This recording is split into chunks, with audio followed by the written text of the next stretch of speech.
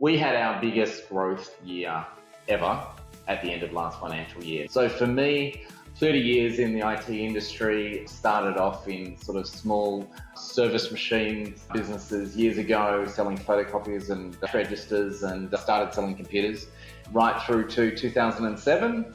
I had been working in an MSP in Melbourne CBD. I outgrew that. I was in more of a business development role at the time, and then thought, my next thing is enterprise. I must go and play in the enterprise space. That must be my next jump. And I've never really designed the business to have massive growth. We didn't want to number as such. We wanted just to have a sustainable business. Yeah, really, it was about our clients on that journey and taking them from being maybe a lot of disparate equipment and technology to become a managed solution that was secure and able to take them to their next place in business. So when we're working with our clients, and the simple thing I say to my team is we want to be an extension of our client's team.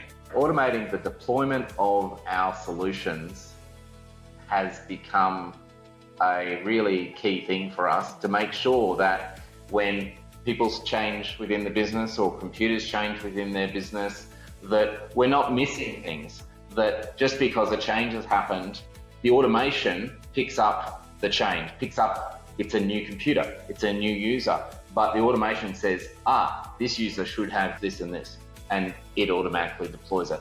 Probably if I had the one super simple thing, if it could track time without anyone having to do any manual effort to actually enter it, that would be amazing. SLAs are important, but for me, an SLA is a last resort. So we're not going, hang on, that's an 8-hour SLA.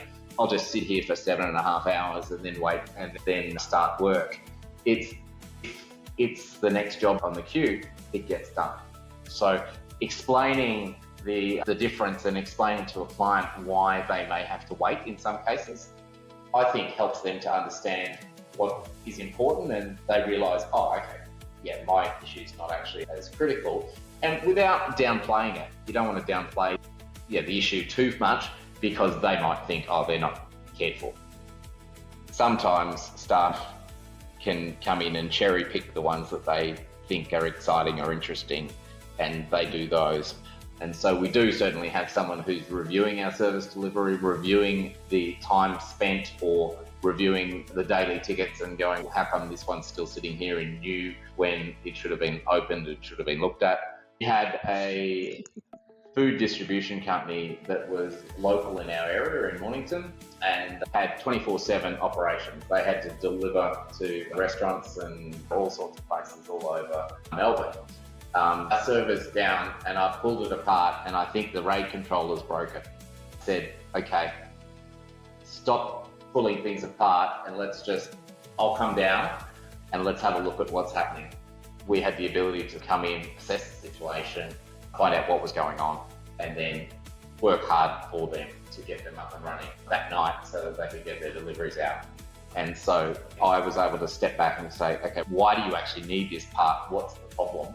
Let's take a step back to that, then assess what's needed. I think when you start your business, especially a technical business, and probably the difference was we were running around with screwdrivers in our pockets and bits of computers because it was very infrastructure focused. We were very concerned about, is the server going to be online tomorrow or is it going to go offline overnight? But we need to be structuring the services that we offer in a way that is to improve our clients' businesses and designed not just to go in with the secret sauce of, we can build a server for you when your files are over there and call us only if there's a problem.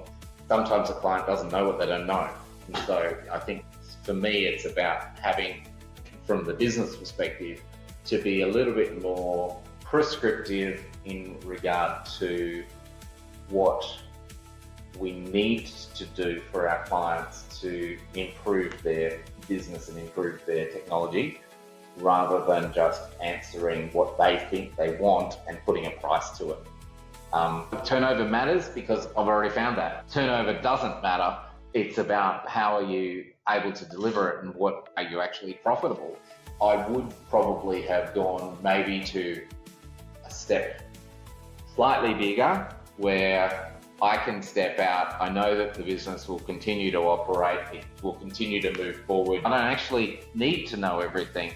That is the ideal for me, to be able to go, okay, I could actually walk away from this for 6 weeks, a month, and come back and it would still be operating and people would still know what they're doing.